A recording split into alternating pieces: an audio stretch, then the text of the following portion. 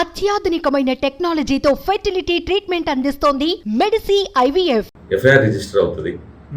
ఆ FIR register అయిన దాని ప్రకారంగా ఇన్వెస్టిగేషన్ ప్రొసీడింగ్లో భాగంగా అప్రహెన్షన్స్ అవుతాయి. వాళ్ళ కన్ఫెషన్స్ బేస్ అయ్యో లేకపోతే రికవరీస్ బేస్ అయ్యి ఫర్దర్ సెక్షన్స్ యాడ్ అవుతాయి.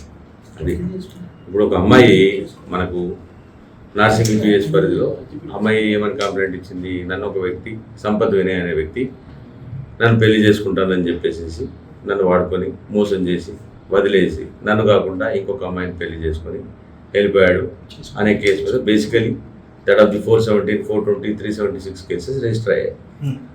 ఆ ఇన్వెస్టిగేషన్ క్రమంలో భాగంగా అట్టి వ్యక్తి ఒక ప్రాంతంలో ఉన్నాడని చెప్పి తెలిసి ఇన్వెస్టిగేటింగ్ ఆఫీసర్ అక్కడికి వెళ్ళగా ఆ క్రమంలో అతని దగ్గర కొంత గాంజా కూడా ఉన్నట్టు తెలిసింది.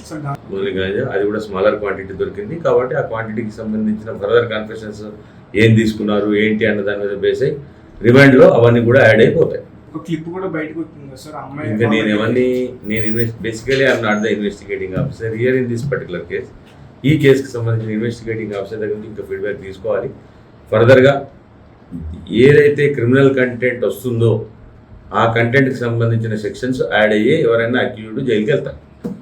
ఒకవేళ బెయిలబుల్ సెక్షన్స్ ఉన్నాయనుకోండి, 41 ఇచ్చే సెక్షన్స్ అయితే 41 ఇస్తారు. అది 7 సంవత్సరాల నేరానికి సంబంధించిన లోపల ఉండి బెయిల్ ఇవ్వదగినవి ఉంటే అవి 41 ఇచ్చి పంపించి తర్వాత ఫర్దర్ ఛార్జ్ షీట్ వేస్తారు. 7 సంవత్సరాల కంటే ఎక్కువగా ఉన్న సెక్షన్స్ అయితేనేమో డైరెక్ట్గా రిమాండ్ వెళ్ళిపోతారు. అది